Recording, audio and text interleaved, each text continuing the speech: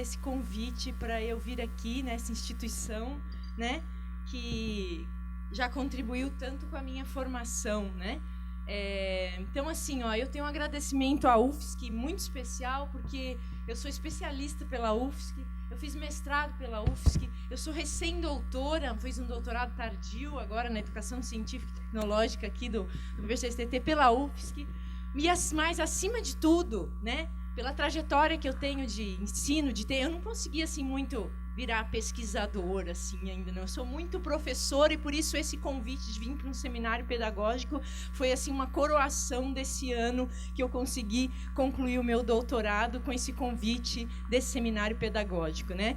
Foi realmente um presente muito significativo. Gente, eu vou trazer para vocês um pouco, né? Deixa eu falar um pouquinho dessa minha experiência. Então, são 26 anos de docência, né?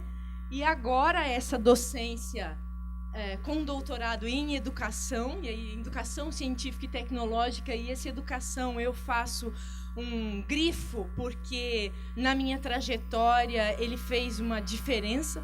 Fazer um doutorado com o pé na educação dentro de uma instituição pública traz uma responsabilidade maior, e outras dimensões acabaram fazendo parte das minhas preocupações que eu não tinha, né? Eu sou formada em matemática, licenciatura e bacharel, fui monitora de cálculo diferencial por 2 anos na instituição, eu era jogadora de vôlei, assim, muito tempo. Aliás, eu vim para cá em 1987 porque eu joguei voleibol Liga Nacional, né? Por isso eu tenho... Meu sapato preferido é o tênis, né? Então, eu gosto muito de estar... É onde eu sinto mais à vontade.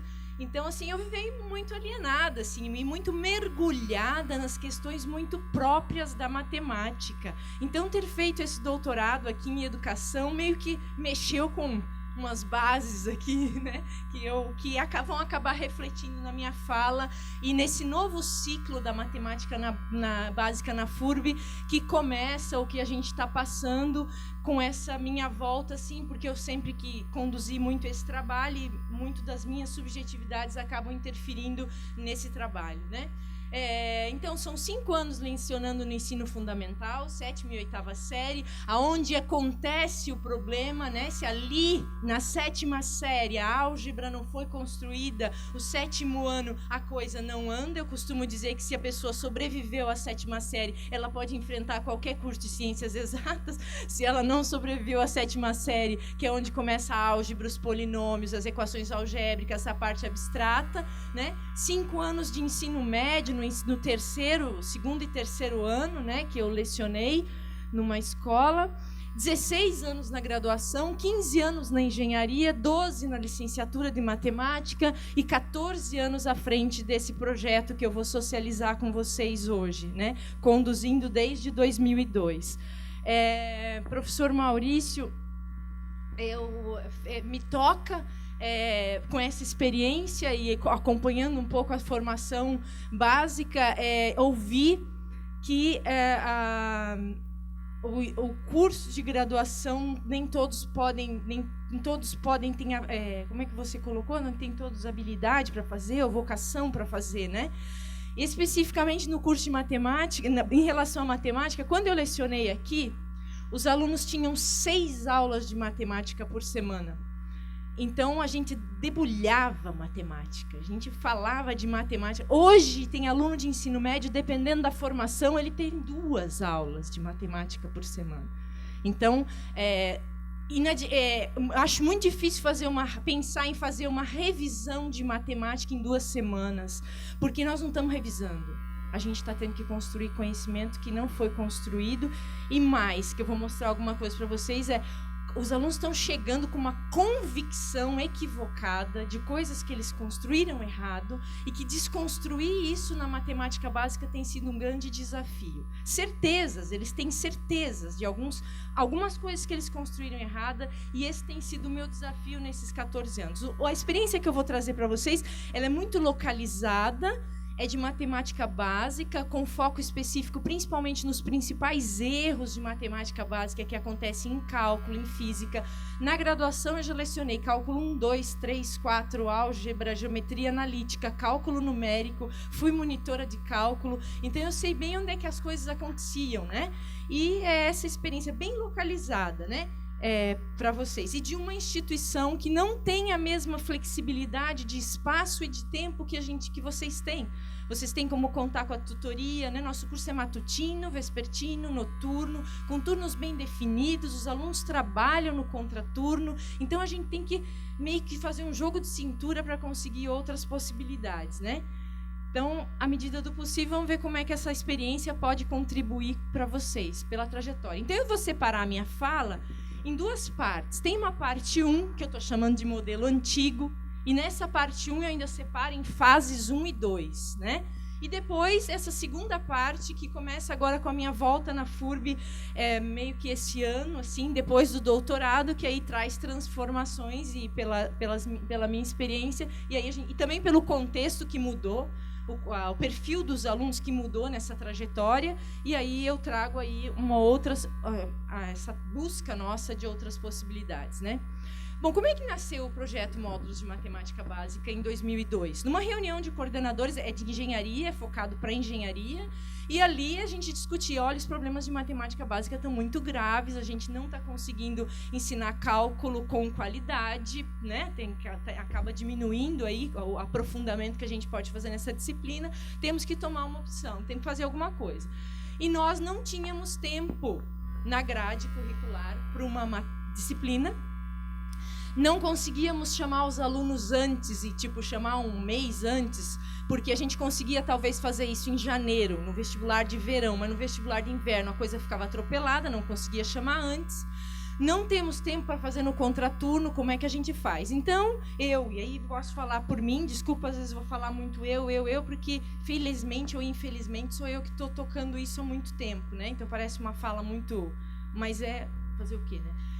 Eu cheguei e falei, olha, então vamos fazer assim, vamos elaborar, pela experiência de monitoria, de trajetória, nas aulas de cálculo, às vezes a gente fala, olha, você está com problema de potenciação, estuda um pouquinho de potenciação, e aí o aluno até ia com muito boa vontade no livro de 7ª série, mas tinha lá 100 páginas do livro de 7ª série, aí radiciação mais 100, mais não sei quanto, mais quanto de radiciação. Então, assim, vamos elaborar um material que pelo menos reúna o que a gente acredita que eles precisam revisar de matemática básica.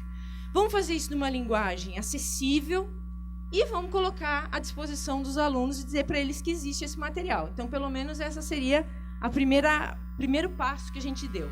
E aí foram criados os módulos, né? Módulo 1, frações, módulo 2, potenciação, radiciação, equação de primeiro e segundo grau, polinômios, produtos notáveis, fatoração, frações algébricas, proporção, a matemática do ensino fundamental, do 5º ao 9º ano. Tá? Porque na FURB, a parte do ensino médio, a gente já começa cálculo 1 revisando funções. Geometria analítica, a gente começa revisando um pedacinho, outro pedacinho, por conta da realidade que a gente vive lá. Né? Bom, o acesso ao material na época, que era 2002, era feito no Xerox. Fazia o material, deixava um Xerox para os alunos, ou no AVA, em PDF, no ambiente virtual de aprendizagem. Mas a gente precisava fazer com que os alunos acessassem esse material, que fizessem os exercícios. Como é que faz isso? Então, na primeira fase, a gente, como é que a gente fez? Não tinha aula, né? Não tinha aula. O que tinha? Tinha esse material, e aí eu ia em todas as salas, apesar a professora falou que a gente prega cartaz, a gente manda e-mail, a gente fala as coisas, papapá, né? E eles, não, então eu ia na aula. Olha, gente, tem lá um material para vocês estudarem, tá lá onde, tá lá no tal lugar, pode ser no Xerox, tal. Se vocês têm apoio do professor, que sou eu tinha horas lá de manhã, de tarde, à noite, no meu contraturno para tirar dúvida, vocês podem contar com os monitores do departamento de matemática para ajudar, monitor de cálculo, de álgebra, de física, eles ajudam. E vocês vão ter, só que aí eu falo assim, tá, tudo bem, tem apoio, mas se eles vão fazer, tá, então vamos fazer prova. Aí tem uma provinha de matemática básica e para incentivar, essa notinha vai entrar dentro da disciplina de cálculo diferencial integral, né? Opa, quem sabe uma notinha lá dentro ajuda e eles incentivam e se incentivem a fazer. Então eles tinham 3 oportunidades de avaliação para fazer essa prova. A primeira prova a gente ia na sala deles, numa disciplina, pegava um dia lá, senta e vamos fazer essa prova. Essa prova era meio como que diagnóstico para eles e para nós. Porque eles não acreditam que eles têm os problemas que eles têm, por conta das convicções que eles estão chegando. Então, você tem que provar para eles que eles têm problema de matemática. Ah, erro bobo, professor. Não, esse erro bobo tem nome e tem endereço para corrigir, né? Então, eles precisam saber. Então, a gente fez isso, né? E, deixa eu ver aqui o que eu fiz. Não era uma atividade obrigatória, né? Todos faziam a primeira prova, porque a gente ia na sala dos calouros, fazia a prova. Depois, se eles iam fazer a segunda ou a terceira prova, ficava a cargo deles. Se eles já tiveram uma nota boa, era aquela nota, boa ou má, que ia compor a nota de cálculo diferencial. Então, era uma atividade não obrigatória, todos realizavam a primeira prova e a nota compunha a nota de cálculo 1, né? Então, nessa fase 1, eu tenho um gráfico aqui, porque eu tenho algumas coisas publicadas antigas, então eu resgatei isso meio rapidinho, que eu tive que me organizar também para esse seminário, que vocês me provocaram um exercício que eu não tinha feito ainda, de organizar essa trajetória toda, né? Então, eu fui fazendo. Então, aqui, então, nos 2 primeiros anos, os resultados eram esse, vestibular de verão, rosinha, vestibular de inverno. Esse resultado é praticamente da primeira avaliação. Tá? Porque eles não vinham fazer a segunda e a terceira prova. Poucos vinham, muito poucos, por N motivos. O professor de cálculo não acaba, porque a gente precisa de parceiros, né? E às vezes o professor de cálculo não contava a nota na média, não incentivava, não falava que tinha o reforço. Mas, enfim, aí então poucos alunos vinham fazer a segunda, e aí eu tinha uma hipótese. Eu tinha essa hipótese, muito minha, né? Esse negócio tem que ganhar força, esse negócio não pode ficar só na notinha lá de cálculo diferencial, ele tem que ganhar independência. E aí eu falei, eu preciso reunir elementos para ir falar lá com os engenheiros na reunião de centro tecnológico e mostrar para eles que o negócio precisa ganhar força. E aí eu fiz uma pesquisa com os alunos, com 250 alunos, né? Eu fiz. Na época a gente tinha um monte de turma de engenharia, né? Então eu fiz, e era eu que tocava, fazia a pesquisa com eles. Então, primeiro, eu fiz a pergunta, apesar de já saber que dava para conversar com os monitores, mas precisava de dados palpáveis, né? Se eles tinham vindo os atendimentos para tirar dúvidas. E eles não vinham, porque eles trabalham no contraturno. Então, 84% não vinham. Se a teoria e os exemplos apresentados foram suficientes para eles fazerem os exercícios da apostila lá, que a gente tinha elaborado. Então, tinha lá o material, tá bom. Ele já foi reformulado várias vezes. Tem um livrinho que eu trouxe, vou deixar aqui uns 4 exemplares com vocês, que foi melhorado. Depois a FURB convidou para fazer livro e tal. Você consultou a teoria dos modos para estudar para a prova, né? Quando você aí alguns ali, então tá. Então esses dados, né? O que mais me preocupava era essa parte de cima ali, que era uma coisa que eu sempre puxa, eles não estão conseguindo vir no horário de atendimento, né? Então, aí fiz esse questionamento também para os alunos que já tinham passado os 2 anos ali, né? O que vocês achavam desse negócio, né, que está acontecendo aí? A gente chega no primeiro dia, diz que tem prova, diz que tem que estudar o material, diz que não sei o quê, né? Vocês acham que essa revisão precisa? Então, os alunos... Aí eu fiz as alternativas, né? Porque eu tinha uma intenção de levar esse resultado. Né? Apenas para tomar tempo? Não, né? Então, eles achavam que tinha que ser feito, né? Que ajudava a melhorar o desempenho em outras disciplinas. E aí...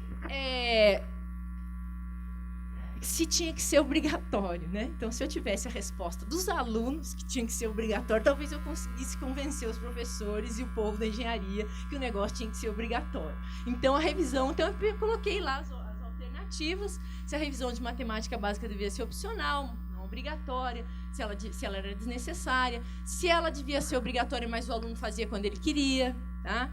Ou se tinha que ser feita na primeira fase do curso e aí os alunos, graças a Deus, responderam isso, né? Que se eles não tivessem respondido isso, a coisa ia ficar feia. Então, graças a Deus, 77% respondeu isso. Então, e ainda mais, né? Se eles estavam, assim, o que eles achavam dessa dinâmica, né? De ter um material de apoio, de não ter aula, deles terem que consultar os monitores, se isso dava conta, e 80% dizia que não, tá bom, dá para a gente fazer assim. Então, fui para uma reunião do CCT, discuti isso e consegui convencer, então, os engenheiros que a atividade deveria ser obrigatória e pré-requisito da primeira fase. E aí eu tenho esse resultado aqui, ó.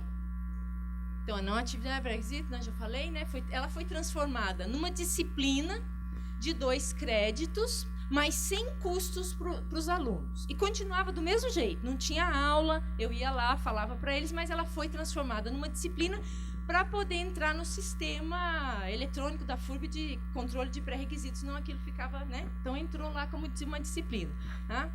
E, deixa eu ver mais que eu coloquei aqui, o apoio pedagógico eu já contei para vocês, né? Ele ia lá no primeiro dia, aí a gente acrescentou, nessa segunda fase, os professores falavam, Simone, vai virar, mas os alunos têm reclamado que eles não conseguem vir no atendimento. Então, pega aí uma aula nossa do semestre, aí, no início do mês, ou de introdução à engenharia, ou de uma disciplina, e vem fazer uma aula, tira dúvidas para eles antes da prova. Faça isso, né? E aí eu passei a fazer isso e passei a agendar aos sábados de manhã uma aula sempre antes das oportunidades de avaliação. Sempre era eu que fazia isso, né? E ainda eles tinham os horários de atendimento, tinham os horários dos monitores, mas continuavam com as 3 oportunidades de avaliação, sempre do conteúdo todo.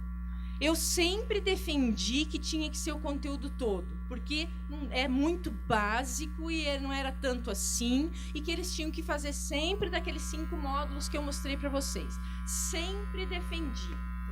Já que vocês daqui a pouco vocês vão entender por que eu estou falando isso, né? Sempre defendi. Aí, ó, aqui tem um resultado de quando passou a ser pré-requisito, né? E desse jeito, sem aula, só com a aulinha de dúvida, ainda teve isso. Isso funcionou.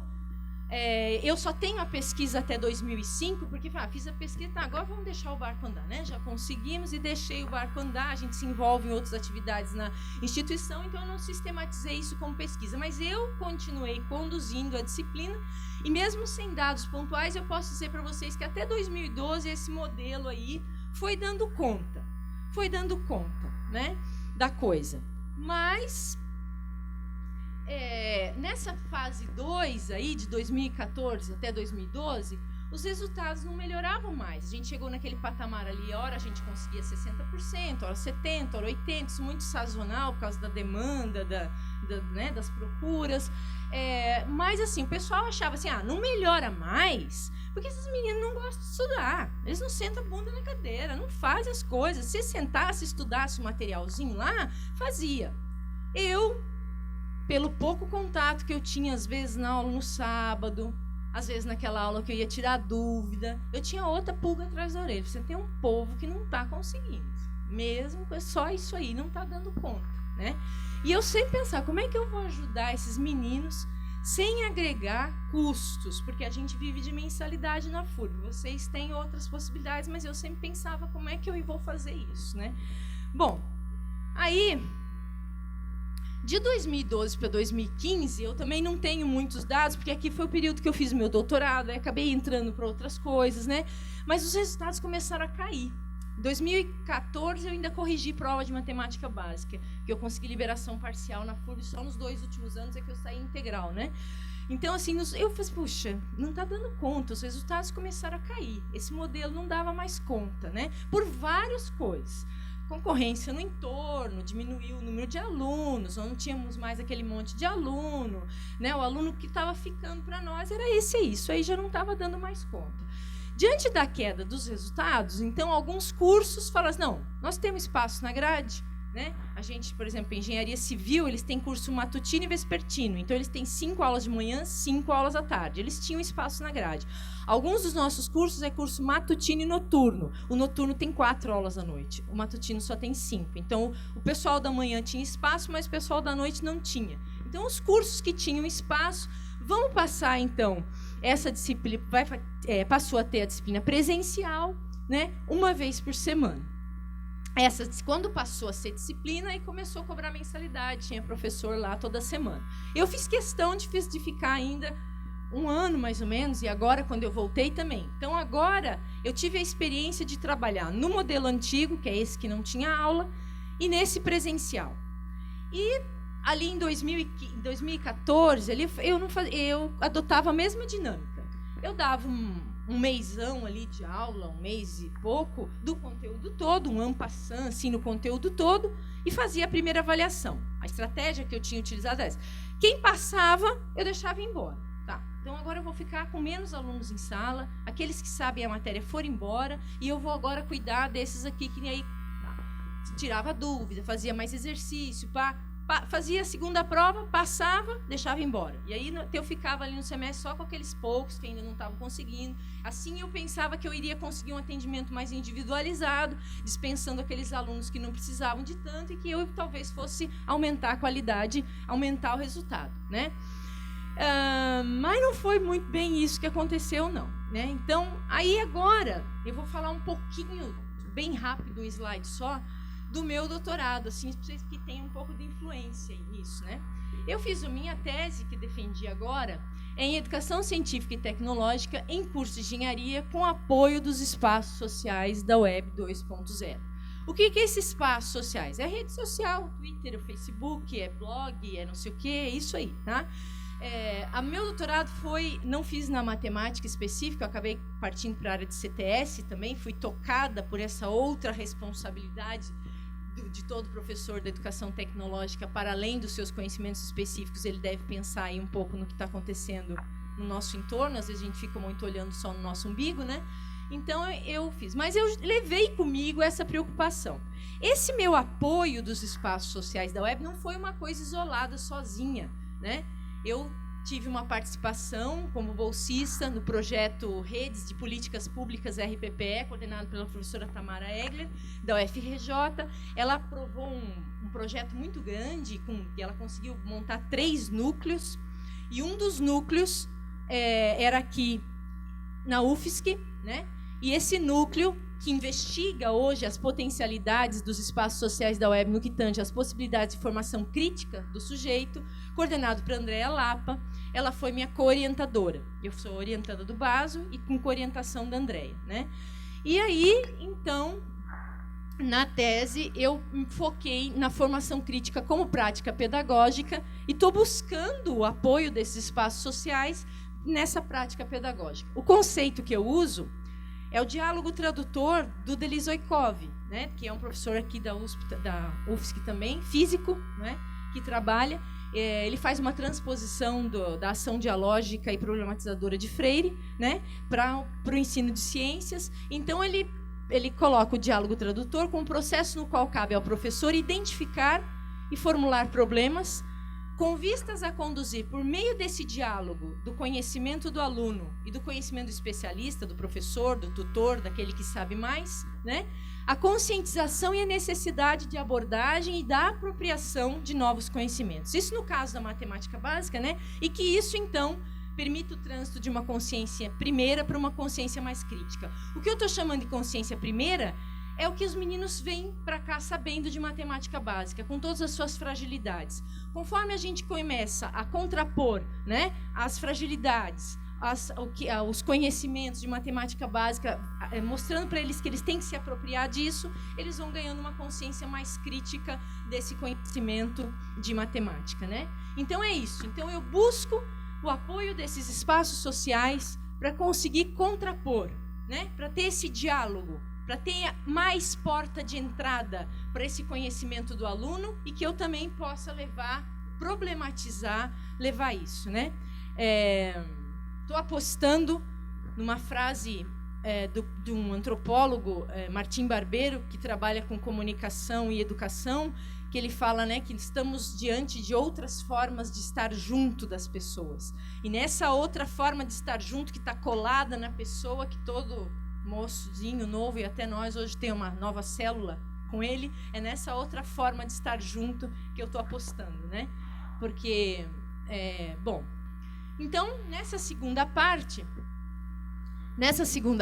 em busca de novas possibilidades, com a volta, né, eu fiz questão de voltar para dar aula de matemática básica, apesar de doutora, apesar de ter um monte de cálculo, porque eu gosto da sala de aula, e eu acho que tem que ter, para enfrentar este problema, bons professores, não só o tutor, gente madura, para olhar esse problema de frente, interpretar isso e achar portas para que a gente consiga junto enfrentar esse problema. Fico bem contente que o Marcelo está aí à frente dessa disciplina lá no curso de física, né, ou de matemática, não sei o que ele falou ali, porque precisa de professor ali, para ter um diagnóstico do problema muito sério. Muito das transparências que eu vou trazer depois vão trazer um pouco desse diagnóstico bem de perto, assim, né, ir lá perto do aluno e ver o que está acontecendo de verdade. Qual é a real fragilidade? Porque lá na minha FURB também estão querendo fazer essa matemática básica em 6 semanas. Vocês não sabem qual foi a felicidade quando vocês me convidaram para vir para cá falar dos módulos de matemática. Porque santo da casa não faz milagre. Mas aí quando o povo começa a gente convidar para fazer palestra, e opa, né? Se estão falando, talvez dá para escutar essa mulher que ela está falando alguma coisa que preste. Então, é isso, né? Então, assim, eles estão querendo fazer em 6 semanas. Aí eu vou mostrar para vocês se dá para resgatar isso em 6 semanas. Então, assim, voltei. Nas turmas presenciais, esse primeiro semestre, 2016-1, eu estava com a tese para defender em maio. Eu falei, eu não vou fazer nada de diferente. Eu vou fazer, bem sincera com vocês, né? Um diálogo franco e aberto. Mas não vou fazer nada diferente. Eu vou voltar, vou dar aula de matemática presencial do mesmo jeito, fazer aquela explanação, vou dispensar o povo que passou, tirou nota 6, eu deixo embora, fico só com aqueles que precisam. E o modelo antigo, eu deixo do mesmo jeito. Não fiz nada diferente. Mas os resultados, nossa, não dá para ficar desse jeito. Resultados ruins, os percentuais não alcançavam mais aqueles patamares que eu mostrei para vocês. E daí, eu comecei em 2016-2, estou vivendo isso aqui agora e vou trazer alguns resultados disso que eu estou vivendo agora e do que eu estou fazendo, né? Então, assim, aqui eu tenho hoje as notas da primeira prova de matemática básica que eu fiz este semestre com os alunos que a gente tem. Esses são os nossos calouros. A gente já teve quase 200, 300 alunos. Hoje a gente tem esses aí só para trabalhar. E são esses aí. Né? Hoje a gente trabalha com esses aí, ou não tem outros para trabalhar. Vocês estão podendo escolher ainda. Nós não podemos escolher mais. Então, são esses aí. Ou a gente trabalha com eles, ou não tem. Se eles têm aptidão ou não, são esses aí que a gente tem para trabalhar. Né? Então, assim, aqui está nos cursos presenciais. Nessa estratégia, uma coisa um pouquinho diferente que eu estou fazendo, que vou explicar para vocês. Aqui é a média das turmas. Lá é no tal do modelo antigo. Não tem aula, né? Não tem aula, só o material, aquela aulinha de dúvida, aulas no sábado marcado. E olha os resultados, né? Terríveis os resultados, né? E vocês lembram quais eram os conteúdos dos módulos de matemática básica que eu estou cobrando? Fração, potenciação, radiciação, fração algébrica, equação de primeiro e segundo grau. Como é que um cara desse faz cálculo diferencial? É por isso que eles não passam no cálculo diferencial. Olha onde é que está o pepino, né? Aí o que eu fiz? Bom, é presencial, tem um encontro semanal de 2 horinhas, né? 2 aulinhas, quando eu coloco ali 2 aulas semanais, é um encontro com 2 horinhas de aula, né? O apoio dos monitores nos horários e esse apoio via espaços sociais da web, que eu já vou explicar para vocês o que eu estou fazendo lá, né? No modelo antigo, aulas aos sábados, previamente agendadas com o professor, tem o apoio dos monitores e tem também os espaços sociais. Agora, o que eu fiz que eu consegui esse milagre aqui, né? Uma coisa que eu nunca queria fazer. Eu fracionei a prova. Fiz a primeira prova só de fração, de potenciação e de radiciação. Relutei isso anos. Eu relutei em fazer isso. Anos.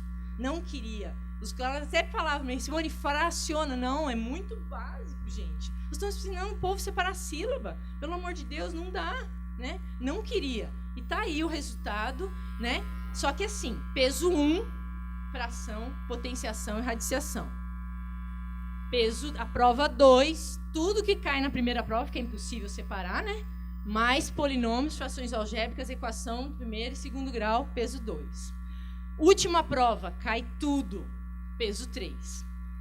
Lá, eu continuei com o mesmo modelo. Eram 3 oportunidades de avaliação. A diferença é que esses caras aqui vão embora. Porque eu dispensava quando eles tiravam 6. Mas eles tinham erros ainda muito gritantes em matemática, apesar de tirarem esses 6. Passava com 6 em matemática básica e 6 em cálculo. Lindo, né? Segundo semestre, maravilhoso. Sério candidato à reprovação, né? Ou então o coordenador ficava com dó, passava com 6 em cálculo e 5 em matemática básica. Ia fazer cálculo 2. Terrível, né? Então, esse cara aqui não. Ele fez, né? Ele fez a primeira prova, melhorou, aí teve uma, mas vai continuar. Disse, vocês não conseguiram nada ainda. Porque vocês têm que provar para mim, eu jogo aberto com eles. Eu estou fracionando o conteúdo, porque eu já fiz prova disso tudo, dá um monte de reprovação. Então, agora eu estou fracionando, mas vocês não conseguiram nada ainda, porque essa primeira prova é peso 1 só. E aí, vocês têm que me provar que vocês sabem a matéria aqui, ó. E tem veterano que nunca passou em matemática básica, que já fez essa prova 10 vezes, nunca passava, e que agora tirou 8,5. Eles estão, opa, estou aprendendo. Tem um lado positivo aí, né, da coisa. O que eu estou fazendo lá nos espaços sociais? Infelizmente, a FURB não tem o que vocês têm da possibilidade de tutoria, não tem possibilidade dos alunos virem no contraturno, eles não vêm no atendimento porque eles estão lá trabalhando, né? Então, que vou tentar fazer aí uma rede de colaboração. Olha a prova. Essa foi a primeira prova. Simone, né? Elementar. Essa prova teve essas notas ainda. Acho que aí dá para ver um pouco por que eles reprovam tanto em cálculo. E assim, ó, eles não estudaram. Não, eles estudaram. Eles estudaram. Porque eu fiz a prova, eu dava aula, eu dei tempo para eles fazerem exercício em sala. Vocês não conseguiram fazer exercício em casa? Tá, então agora vocês vão sentar, vocês vão fazer exercício aqui. Essas turmas eram pequenininhas, 14 e 18 alunos, que são as turmas, 2 turmas presenciais que eu andei entre eles. Eles não conseguem fazer sozinhos, tá? Essa menina aqui que tirou 1,25, ela fez todos os exercícios, mas ela acredita tão piamente no que ela está fazendo.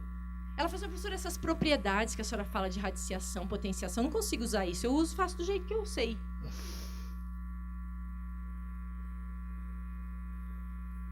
Entendeu? É triste, né? Aí eu falei, bom, então, esse povo, será que não tem vocação? Pode ser, né? Sei lá, não tem vocação pra...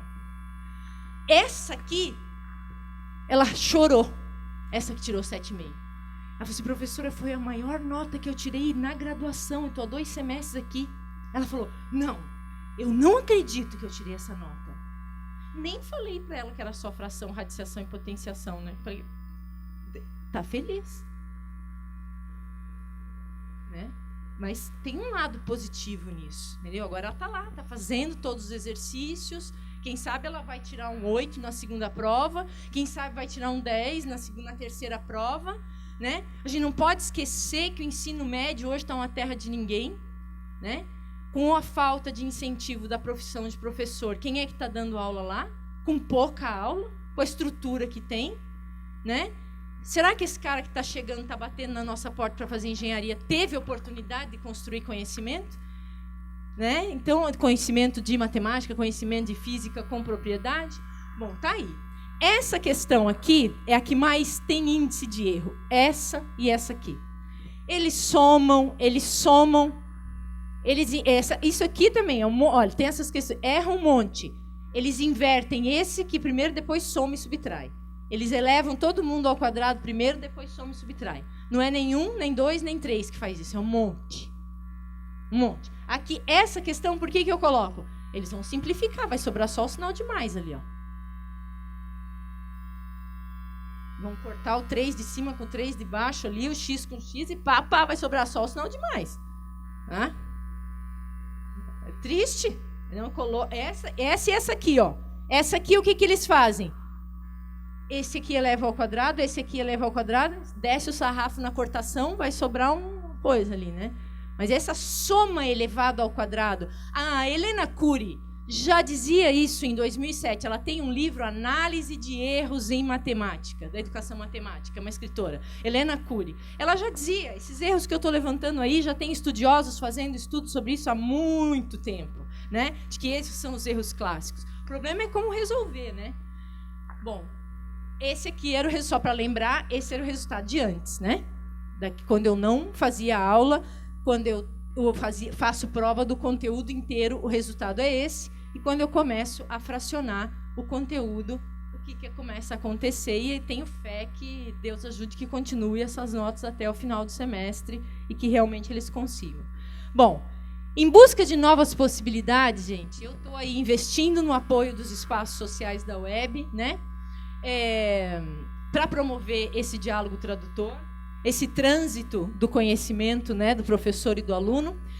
Estou investindo nessa frase do Barbeiro, antropólogo que estuda principalmente os jovens e a sua relação de cumplicidade com as novas tecnologias aí que estão nas mãos deles, né, outras formas de estar junto. Aprendi, foi aqui com vocês, nessa casa, no grupo de pesquisa Comunique, que trabalha com o aporte crítico da mídia e educação, que faz uma leitura crítica do uso de tecnologias na educação, né, que a gente não pode ser um tecnófobo, né? A gente tem que ver o lado positivo também, nem tanto ao céu, nem tanto à terra.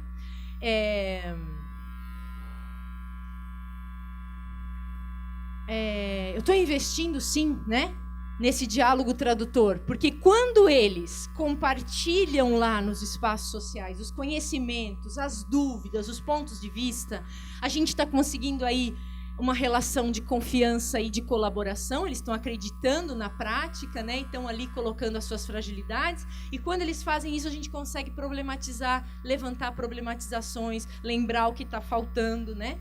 E eu estou fazendo uma formação junto com os monitores. Hoje tenho uma mesinha sentada na sala dos monitores. Estou fazendo formação com os monitores para que eles trabalhem nesses espaços sociais, né? Para eles, como é que a gente vai trabalhar? Não é um plantão de dúvidas 24 horas que eles vão estar lá, por favor, como é que resolve esse exercício? É para a gente realmente provocar discussões de matemática básica nesses espaços. Estou buscando uma relação verdadeira, eu tenho dito, sempre conversado com eles o mais francamente possível, né? O diálogo, só Freire ensina isso, aprendi aqui nessa casa, né? Que na Concepção Freire, que só li e estudei Freire com profundidade aqui nessa casa, né? E aí estou buscando uma reflexão.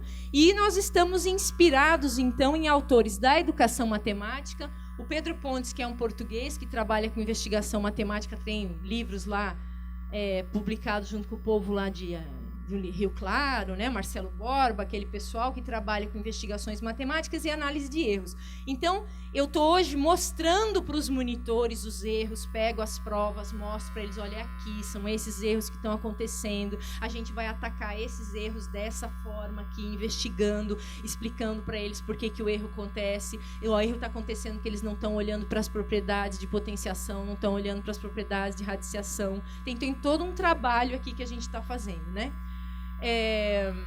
Então, em busca dessas outras formas, eu fiz um grupo fechado no Facebook, né? Fechado. E estou trabalhando com os meninos com o uso de um blog também, porque tem gente que não tem Facebook, porque tem gente que não quer estar no Facebook, e um blog é um lugar que também dá para fazer isso. O problema é que não tem a tal da comunicação síncrona, né? O blog você tem que convidar mais. No blog tem mais ou menos o problema dos AVAs. Eles não estão lá, né? Mas, enfim, circula melhor pelo celular uma página de um blog do que a página do AVA. Tá? E eu estou tentando aí promover uma cultura da colaboração, né? Com compartilhamento de dúvidas, de conhecimentos, de pontos de vista. Mas quando eu digo para vocês que eu estou procurando uma relação de confiança com os alunos, é porque num tempo onde sinalizam que a gente tem que ser mediador de conhecimento, nós precisamos dissolver um pouco essa marca amarga que nós temos com eles de que nós somos avaliadores só e não ajudamos eles a construir conhecimento, né? Então, essa relação ela tem que sofrer algumas rupturas, né? Porque muitas vezes eles não compartilham as dúvidas deles com a gente, com medo que a gente vai botar aquela dúvida na prova. Quanto mais a gente sabe a dúvida dele, mais a prova fica difícil. Então, ele não conta para nós o que ele não sabe. Isso é triste, né? Aconteceu com a minha filha, que está estudando aqui, está fazendo engenharia química aqui. Ela estava com uma professora lá, uma prova da professora. Eu falei, Mariana, por que você não perguntou para a professora? Não, mãe, não posso perguntar para ela. Tá louca? Ela vai saber que eu tenho a prova. Corre o risco dela colocar na prova, fazer outra prova diferente. Se ela fizer igual essa aqui, eu posso ser que eu ainda consiga fazer alguma coisa. E assim tá. Mas isso me dói. Por eu ter essa capa, por eu gostar tanto de ser professora, isso me dói. Essa relação deles não acreditarem que a gente quer ajudá-los a construir conhecimento e que a gente é só avaliador, isso me dói muito. Né? É no momento que o aluno constrói a dúvida, é o momento que ele quer ouvir a resposta, que aquilo pode ficar com ele, e nós estamos matando isso. Né? Isso é triste. Mas, enfim, aqui o grupo no Facebook, só para mostrar um pouquinho para vocês. Ó. Tem no grupo, e aí eu aposto numa relação híbrida. Eu aposto nesse apoio dos espaços sociais quando eu tenho contato presencial com esses meninos. É isso que eu quero mostrar aqui para vocês. Esses aqui eu tenho contato presencial, esse aqui eu não tenho contato presencial. Esses que aderiram ao grupo, 80%, como na sala de aula, só acompanhou a história, né? Outros, onde eu consegui estabelecer uma relação de confiança, onde eles acreditaram na proposta, postaram as dúvidas, postaram os exercícios, fizeram perguntas. Com esse aqui, eu e os monitores conseguimos bater uma bola, o resto ficou assistindo, né? Não como na sala de aula. Aqui, não. Esse povo que eu não tinha contato pessoal, não construí relação nenhuma com eles, eu não vou participar desse negócio, não tenho tempo, né, para entrar lá, não vou fazer. Tem tempo para estar no Facebook fazendo 1000 coisas, mas para olhar isso aqui, não tem tempo de estar lá no Facebook, né? Porque não tem relação, né? É um espaço social. Aspectos negativos que eles colocam é que o Face tira a atenção deles. Porque o uso que um professor faz do Facebook é um, o uso que eles fazem é outro. Eles têm trocentos amigos, trocentas coisas lá, então eles alguns, não são todos, mas eu tenho que estabelecer uma relação de verdade com vocês. Eu tenho que dizer que eles falaram isso, alguns falaram isso aqui, não são todos, né? Mas falam. Por isso a gente está preparando o blog. Nenhum monitor tinha olhado um blog por trás. Né? E a ideia de fazer o blog coletivo não é um blog de depósito de conhecimento, é um blog onde todos os participantes vão entrar como autores. Todo mundo vai fazer postagem para que eles possam compartilhar. Não é um blog de depósito de conhecimento. Tá? E por que Facebook? Talvez os alunos tragam... O que eu digitei domingo à noite, né, para vir para cá, a pesquisinha que eu fiz agora há pouco, porque como é uma rede social, né? Estamos conectados, eles dizem. Nós estamos lá o dia inteiro. É fácil de nos acessar, né? Porque a gente está lá, então por isso o Facebook. Né? Essa resposta aqui sintetiza um pouco do que alguns colocaram e do resultado muito positivo desse aluno. Esse aluno é o que mais participou lá. Ele é um veterano, quinta fase. Ele não conseguia vir nos horários de monitoria presencial, ele discutiu muito com a gente lá no Facebook. Então, ele coloca aqui, né, que a disposição dos monitores e da professora em prontamente tirar dúvidas, ainda estamos nessa fase de tirar dúvida ali, né, nessa construção de laço de conhecimento, de confiança, lançar exercício, é formidável, é a melhor experiência que tive em matemática até hoje. Eu não estou defendendo o uso de rede social, eu estou defendendo uma relação de colaboração entre professor e aluno, seja em que espaço for. Tá? Seja em que espaço for.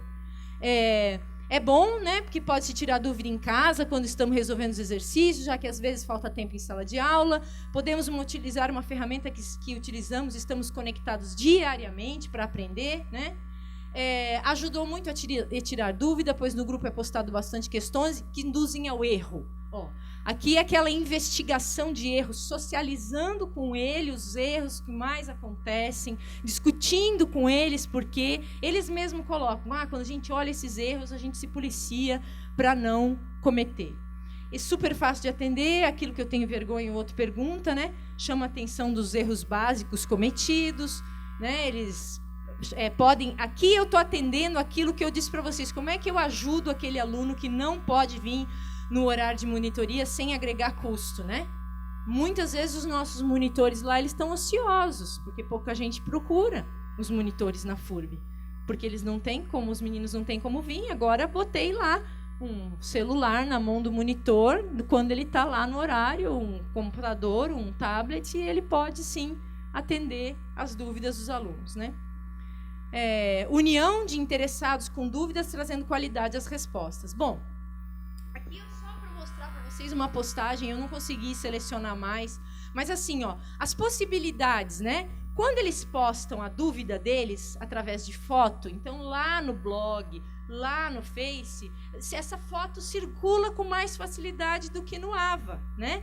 E aí a gente leva para o Paint da vida e mostra para eles onde é que está acontecendo o erro e tal, tal, tal. Isso aqui acontece na sala de aula. Lá, 90% dos alunos, eu fiz uma pesquisa agora, só acompanhou as dúvidas que foram postadas no Facebook. Puxa, se eles ficam só acompanhando os detalhes, o que está acontecendo, já é alguma coisa boa. Pelo menos estão lá, não estão só fazendo... Dizem, né, que a tecnologia é um construto social. Tirando a lógica hegemônica das tecnologias aí, do capitalismo que está por trás, da web, da toda a lógica mercadológica que saiu nessa constituição, na construção desses espaços, o que vai rolar lá depende da apropriação que nós, seres humanos, vamos fazer dessa tecnologia. Pode ter um monte de bobagem lá, mas pode ter também ser usado para coisa boa, né? Então, para finalizar a minha fala aqui, né, eu entendo que nesses apoios pedagógicos, vocês já colocaram aqui, o maior desafio é o engajamento deles, é conseguir trazê-los para esse apoio pedagógico, convencê-los de que ele é necessário, né? E aí é que eu acho que a gente tem que investir nessa relação de confiança e de colaboração, né? Cada vez mais. Uma possibilidade, então, que eu estou defendendo, e por isso estou procurando esses espaços sociais, que é promover a cultura da confiança que se faz colaboração. Eu tenho ideia de que aqueles que estão participando lá do Facebook, estão olhando a nossa disponibilidade, nós, monitores, professores, disponíveis a tirar um tempinho a mais para eles ali, né? Só que eu já falei para eles que não vai dar para ser sempre assim. Sejam os futuros monitores desses espaços e que eu consiga deixar eles mais tempo lá e que eles se motivem a colaborar também, assim como alguém um dia colaborou num horário que não era um horário específico para aquele. Então, divulgar essa cultura da colaboração, né? Eu acho que promover a cultura da confiança e da colaboração entre os jovens ingressantes, professores e monitores, pode ser um caminho para o apoio pedagógico, tá?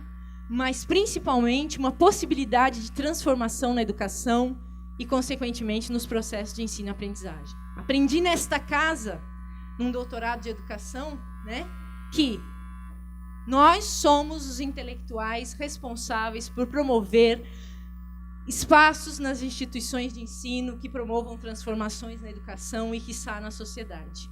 E promover a cultura da colaboração pode ser uma... será que, né, promover a colaboração para a construção do conhecimento do outro é uma utopia na sociedade do conhecimento? Fica aí. Promover onde cada um está querendo ser mais, né? Onde cada um está procurando empreender, onde cada um talvez não compartilhe, não faça mais grupos de estudo. Minha filha está estudando aqui, eu falo, filha, você vai fazer... Não, mãe, ninguém estuda junto, não sei se é todo mundo, né? Eles até socializam o material, mas eles fazem grupo para beber, fazem grupo para sair, fazem grupo, mas não fazem grupo para estudar, porque conhecimento é mercadoria, hoje o mercado faz diferença, então será que promover essa cultura da colaboração é utopia? E até que ponto os nossos modelos educacionais não estão corroborando essa cultura de falta de colaboração, né? Então essa é a reflexão que hoje eu fui contaminada pelo doutorado na educação, que nunca pensei e hoje me perturba. Se voltei com uma perturbação, é essa. Muito obrigada mais uma vez. Essa oportunidade foi muito valiosa para mim. Vocês não têm ideia do quanto isso é significativo no momento que nós estamos vivendo hoje na minha instituição também, né? Bom, é isso. É isso aí.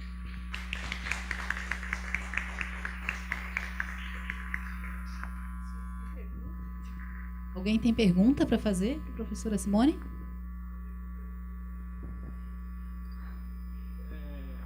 Bom dia, meu nome é Jonathan. Não sei se tem muitos estudantes da graduação aqui, né? É um espaço.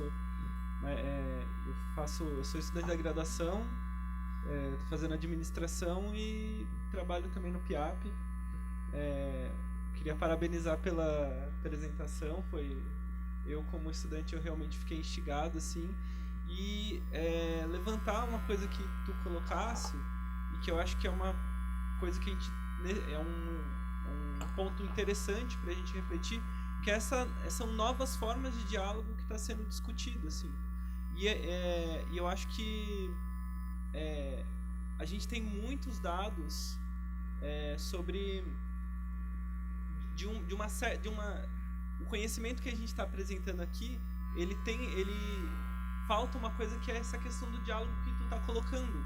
Eu acho que eu, né, condição de estudante de graduação, eu acho que uma das perspectivas para a gente conseguir embasar e chegar nessas reflexões que tu está colocando de novas formas de contato, tudo, eu acho que a gente deveria também repensar na questão de ouvir os canais de comunicação com os estudantes.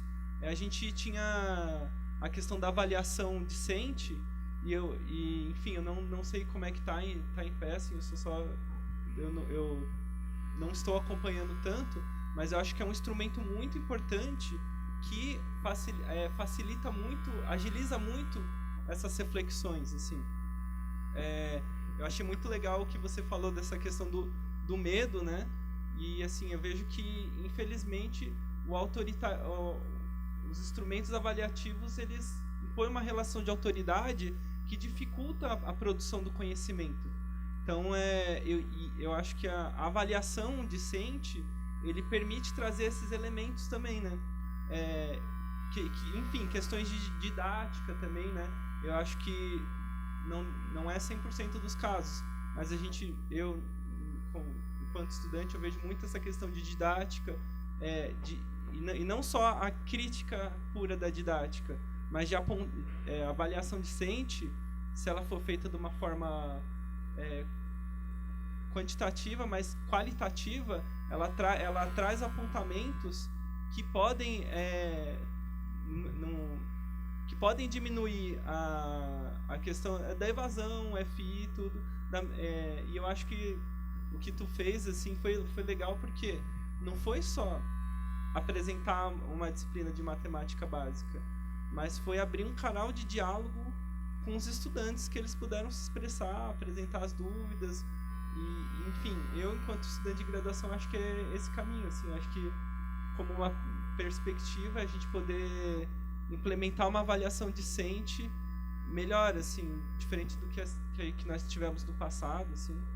Mas é isso, queria agradecer pelas suas provocações aí, que acabaram me provocando também. Jonathan. Segundo presente, né? Ele conseguir falar aqui, provocá-lo a falar, é o outro presente que a gente precisa ter. Acho que você fechou a minha apresentação aqui, ou pelo menos, né, fica aberta a pergunta, mas é esse canal, é essa relação de... É isso que ele falou, eu até tinha esquecido de falar. Nesses apoios pedagógicos, procurem estar mais assim, se eu tenho um recado para dar, vocês vão ter dimensão mais real, né? Hoje eu tenho dimensão real do que o aluno não consegue onde é que o aluno está na FURB. E eu tive que fracionar a prova de matemática básica, infelizmente, né? Então, quando você chega perto desse aluno, você começa a dimensionar o problema e enfrentá-lo do jeito que ele está, não daquele jeito que a gente imagina que ele tá, né? Que a gente era, né? E é isso, assim, quanto mais perto do aluno vocês estiverem, mais diagnóstico vai ter da gravidade do problema, da realidade do problema e de como ele tem que ser atacado, né? Mas acho que essa é a maior contribuição que fica aí disso tudo. Ok? Tem um comentário aqui de curitibanos, não é uma pergunta, mas um comentário. Eles colocam elogios à palestrante, curitibanos aplaudem em pé. É isso. Alguma pergunta ainda? Simone, primeiro eu queria te agradecer pela defesa da necessidade de você oferecer uma segunda oportunidade para os estudantes, principalmente de escola pública, negros e indígenas, que têm um ensino médio e fundamental em matemática, que é uma porcaria no Brasil. Eu acho que a gente tem que ter disciplinas obrigatórias mediante provas avaliadoras no interior da universidade. Isso não é só a Universidade do Sul da Flórida que deve fazer.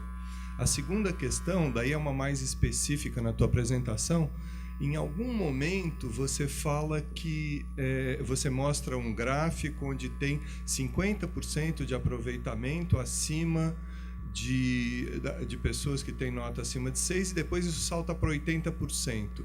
Eu não entendi se isso é em cálculo ou em matemática básica. Na época eu fiz, para convencer também esses professores de que precisava ser obrigatório, ser pré-requisito, eu peguei e eu comparei as notas de cálculo e de matemática básica. E as médias de cálculo estavam muito baixas. E com o resultado da matemática básica ainda daquele jeito, e eles não voltavam para fazer as provas de matemática básica. Eu não voltei a fazer essa relação. Aquele resultado de 80% é a melhora no desempenho em matemática básica a partir da dedicação deles do estudo de matemática básica, que indiretamente deve refletir, né? Mas eu não fiz essa comparação direta. Dá para fazer, né? Porque os dados estão lá. É só agora organizar e mostrar alguma coisa, né? Nesse período ali que aconteceu. Mas eu não fiz uma relação direta. Tá? Mas assim, ó, nesse modelo que eu estou fazendo agora, que é o presencial, né? Devagarinho, assim, nós caímos no estudo das frações algébricas, toda aquela parte de fatoração ali, está junto com o estudo de indeterminações de limites com o cálculo que o professor estava fazendo. Então, os alunos eles estão vendo que aquilo que realmente eles estão vendo na matemática básica está aparecendo no cálculo, está aparecendo na física, que vale a pena um desenvolvimento. Às vezes a gente faz muito antes, né? Que é legal, também é legal fazer antes. Mas assim, tem esse lado positivo do paralelo também, porque o povo lá na FURB está querendo fazer em 6 semanas, que é para não fazer em paralelo com o cálculo, porque diz que tem que ser antes, né? Talvez fosse o ideal, se vocês conseguem, né? Talvez fosse, mas eu estou vendo também algumas coisas positivas e se fazem em paralelo, porque eles são muito pragmáticos, eles querem ver a aplicação, eles querem ver se isso vai ser realmente útil, se não vai ser, né? E aí, quando eles começam a ver que aquilo que eles estão vendo ali na matemática básica está dentro do cálculo, está dentro da física, a dúvida que ela trouxe ontem para mim, num levantamento de indeterminação de limite lá, bem básico, que estava começando, que tinha que fazer uma fatoração, ela falou, professora, é assim, né? Eu falei, nem tenho mais a dúvida, eu queria te perguntar, mas nessa aula que você fez aqui, que a gente fez hoje, eu já consigo resolver a questão lá de limites. Então, é isso, não sei se... Né? Eu aproveitei esse teu gancho aí para responder isso também, né?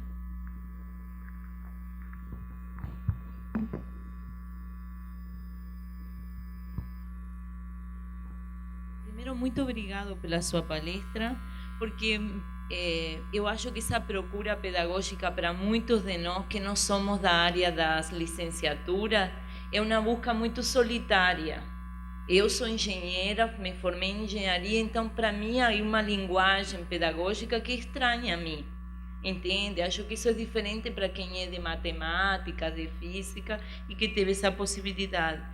Mas o semestre passado um aluno me falou uma coisa que para mim foi marcante. E eu tenho essa preocupação de incluí-los e eu acho que que tento me incluir na construção de conhecimento dele dentro da minha ignorância pedagógica, digamos assim. Mas ele falou para mim, ele é de cotas, e ele falou, para mim foi uma batalha entrar, professora, e é uma guerra me manter. Porque é extremamente duro para essas pessoas, é uma sensação de frustração enorme que eles carregam e que são muito jovens para lidar com isso. É a primeira batalha que eles conseguiram e depois enfrentam um sistema que os classifica como inaptos, tá certo? E muitas vezes o que eles precisam é realmente tu ficar ali do lado e falar, olha, é assim mesmo, segura, firme que a coisa melhora. Às vezes é simplesmente isso. E eu acho que essas ferramentas pedagógicas talvez seriam a instituição teria que nos dar elementos para nós conseguir incorporar essas ferramentas pedagógicas, não individualmente, mas como instituição. Porque é muito difícil eu fico no achômetro. Não há uma política pedagógica para os cursos, sobretudo os cursos de engenharia. E eu vejo esses problemas que a senhora está apontando, porque eu dou uma disciplina da 5ª fase, que é balanço de massa e energia, e que caem em equações, muitos deles em equações lineares, sistemas de equações lineares, e eles não conseguem. Eles não conseguem me resolver um sistema simples. Não é um problema da disciplina, é matemática básica mesmo. Então, eu acho que é importante essa coisa de tutor, é importante, mas nós, como professores, temos que mudar. E me preocupou muito a fala do professor de Joinville, colocando como que há pessoas que não são aptas. Eu sou formada em engenharia pela Unicamp, eu estava falando para minha colega, na primeira prova de cálculo 1, eu tirei 0,5. E a sorte que tive um professor de cálculo, que foi a pessoa que me deu e falou, tu quer passar? Quero. Então, vamos lá. E foi, meu problema era cálculo, era matemática básica, não era o cálculo.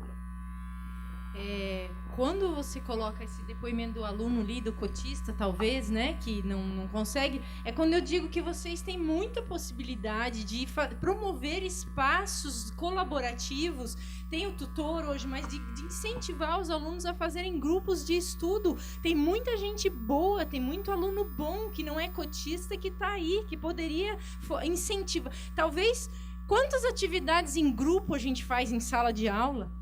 Quantos trabalhos, quantas oportunidades de discussão em grupo a gente faz em sala de aula, né? Ou em outros espaços, que essa cultura de colaboração entre eles, eu vejo, minha filha está fazendo aqui, eu falo, Mari, vocês não estudam em grupo? Não, mãe, o pessoal socializou a lista de exercício resolvida, acharam uma prova da professora lá, socializaram, mas sentar junto para estudar, a gente não senta. Eu confesso que eu fiz matemática, né? Quando eu estudava, eu era monitora.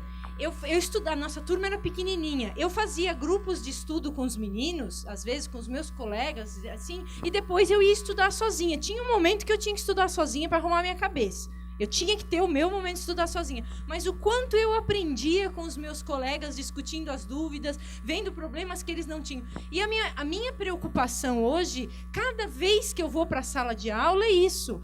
Até que ponto as nossas práticas na sala de aula não estão corroborando essa cultura individualista e de falta de colaboração. Essa colaboração, sabe, às vezes um mero trabalho em grupo que você faz na sala de aula, andando na sala. Porque uma coisa é certa, eles se unem para beber, eles se unem para fazer festa, eles se unem para ir à praia. Por que eles não se unem para estudar? Não sei se não são todos, né? Pode ser que tem muita gente aí que está se unindo para estudar, mas na engenharia eu não estou vendo isso. Parece uma cultura de individual. E aí, quando eu digo que é rupturas na educação e transformação na educação e na sociedade, porque aqui é o espaço de cultivar a colaboração. Como educadores, se nós não fizermos isso nesse espaço, quem é que vai fazer? Né? Com os jovens que a gente tem que fazer. Eles passam 4 anos aqui, 6, 5, 8 às vezes, né? E eles se reúnem. Ela está engajada nessa empresa júnior que vocês têm, né? Mas se matam, fazem festa junto, tá lá. Mas é porque meu orientador fala uma coisa que eu cada vez mais, eles não estão acreditando, eu acho, que esse conhecimento que a gente está passando para eles ajuda eles a compreender a sociedade que está lá fora. É como se assim, eu preciso virar engenheiro. Eu vou amargar 5 anos aqui dentro, a hora que eu sair com canuda, eu vou virar engenheiro. Sabe? De alguma forma, eles não estão acreditando. E está certo, eles não sei, mas... né? E talvez a gente não precise transformar os conteúdos, porque os conteúdos são esses. É a nossa relação de verdade. Eu vou dar um depoimento para vocês aqui, que nem sei se cabe muito assim, mas assim, eu estou dando aula de geometria analítica para um curso de engenharia mecânica. Os meninos não conseguem fazer uma parábola. Fiz prova lá de unidade 1, era só gráfico. Parábola, reta, era só reta.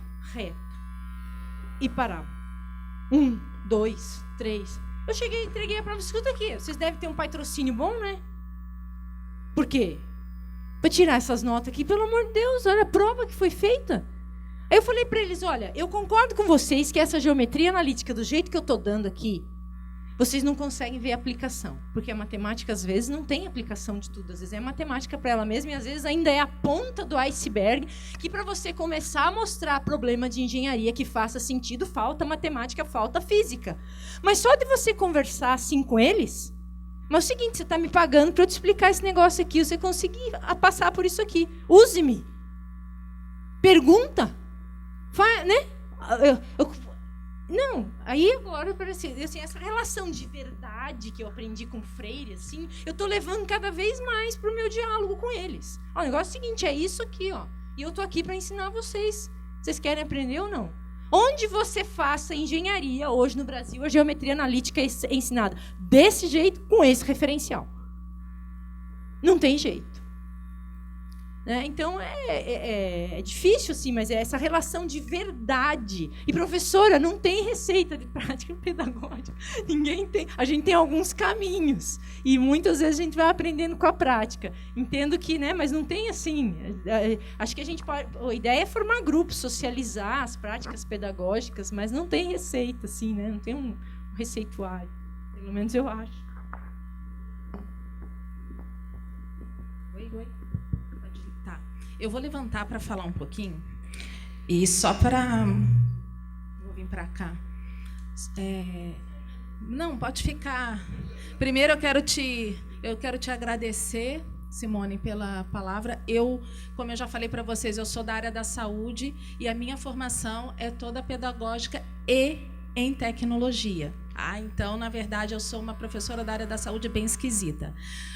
Sou professora do curso FEIMER, que é um curso internacional que ensina médico, enfermeiro, farmacêutico, nutricionista que dormiram profissionais e acordam professores. Então, essa é uma realidade de todos nós que não tivemos a formação na graduação. Apesar de que na década de 1987, quando eu estudava aqui na UFSC, a gente até tinha uma parte de formação em licenciatura, que não existe mais nos cursos da saúde.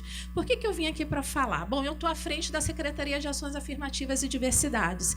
E me tocou, e desde que a gente começou a secretaria agora em maio, a gente está trabalhando junto com o professor Felício, com a professora Tereza ali na Prograde, com todo mundo da Prograde, com relação a gente fazer pesquisas para que a gente tire um pouco o achismo o meu aluno de cota é o aluno que está dando problema na graduação. A gente já está fazendo esses levantamentos e, em breve, nós vamos fazer uma divulgação ampla para toda a universidade. Porque eu sou da área da saúde e eu tenho, por exemplo, a minha área específica é emergência e UTI. Sou enfermeira. Quando eu vou ensinar eletrocardiograma, os meus alunos precisam saber de física e matemática, porque o eletrocardiograma ele é vetor. Então, eu só entendo como que o coração bate, a função elétrica do coração e o vetor que é criado, para que a gente, quando olha aquele eletrocardiograma que todos nós aqui já fizemos, porque a nossa idade nós temos que fazer para controlar, nós temos que entender. E aí o meu aluno da saúde, ele não entende, porque ele também não teve a formação. E não é só o aluno cotista, são todos os alunos, porque quem é da área da saúde, no ensino fundamental e básico, ele não dá tanta importância para a matemática. Ou se ele dá, ou ele é o excepcional. E aí, quando a gente fala, temos muitos alunos bons que nós podemos usar, sim, para nos ajudar. Mas esses alunos bons não são só os alunos do geral. Nós temos muitos cotistas bons. E, junto com a Pró-Reitoria de Pós-Graduação, nós estamos fazendo o levantamento do grande número de alunos que entraram na graduação cotistas e que estão na pós-graduação e não estão lá por cota só. Tá? Há uma resolução da CAPES, a 013, que exige cota também na pós-graduação. Por que eu estou falando isso para vocês? Porque nós temos alunos bons em todas as áreas. Então, me deixa angustiada quando a gente tem essa questão de falar, não, tem aluno bom geral. Não, gente, tem aluno bom dos dois lados. Tá? E tem aluno ruim dos dois lados. E nós, enquanto professor, ruim é uma palavra meio coisa, tem aluno que precisa de mais atenção. E aí, nós todos aqui, ou tivemos filhos ou tivemos filhos na graduação. E nós passamos em casa pela mesma angústia que você está passando. E nós também percebemos que há professores e professores. Então, por que o meu exemplo de matemática, na verdade de física, é o Marcelo Trachtenberg? Porque eu vejo ele antes da aula e assim... é porque é a pessoa da física mais próxima a mim. Agora eu vou usar ele para dar aula com os meus alunos de eletrocardiograma, viu, Marcelo? Você está sabendo agora. Mas então, quando eu vejo ele refazendo, e às vezes ele fala para mim, nossa, eu ensinei isso e agora, olha, encontrei uma maneira diferente de ensinar. Então, isso é ser professor. A gente precisa também estar mais próximo, sim, com o aluno. A gente não ter aquela coisa dos alunos. Os alunos têm medo da disciplina de UTI e emergência do meu curso, porque eles não querem perguntar se não entendem o eletrocardiograma. E eu falo, vocês têm que perguntar, porque senão vai olhar um eletrocardiograma e vai entender uma assistolia como se fosse só uma fibrose, uma fibrilação, por exemplo. E isso dá diferença? Dá, porque mata o paciente. Isso mata. Então, assim, a gente tem que começar, professor, é isso mesmo, nós podemos, sim, quando a gente tem essa angústia e quer, isso já é o melhor, tá? E tá junto com o aluno. E eu prometo a vocês, em breve, Marcela Trachtenberg, o Ivandro que foi embora e a Joana que está aqui, nós estaremos junto com o professor Felício, passando algumas estatísticas que nós estamos fazendo junto com a Prograde, justamente para isso, para que a gente fale, não estou dizendo não tem problema tem, mas a gente tem que saber qual é o problema para a gente não ficar no achismo, porque nós somos pesquisadores, nós somos professores, mas nós somos também pesquisadores, e pesquisador não fica só no achismo, tá bom? Obrigada. Eu queria só corrigir a minha fala quando digo isso para ti, que não tem receita. Tem algumas receitas, né? Mas é que nós estamos num período de transformação. Com essa coisa das tecnologias, as metodologias ativas estão vindo, e hoje é um tempo de experimentar. Você pode ler qualquer coisa hoje sobre prática pedagógica, justamente porque a gente tem que ter essa aproximação, não porque, lembrando, né, que as tecnologias estão aí, porque tem um poder hegemônico defendendo, é mais qualidade, né, ampliar, mas elas têm um lado positivo e é o momento de experimentar. Então, quando você lê algumas coisas sobre as inovações, sobre as tentativas que estão se fazendo, principalmente no tocante dessa relação de colaboração, porque quando você começa a pensar no professor como mediador, se essa relação de confiança se a nossa relação, que está estritamente marcada por essa questão de avaliação e de poder que ele diz, não vamos ser mediadores. Não vamos ser mediadores. Eles olham a gente com o olhar de o professor é avaliador. Aí a gente coloca o tutor, a gente coloca o outro para fazer, né? Lá para mediar essa relação de poder, porque a gente tem aqui essa coisa do poder. Então, é só corrigindo, né, que é o momento de experimentar, é o momento, pelo menos do que eu li um pouco aí, que é o momento de experimentar. Tá?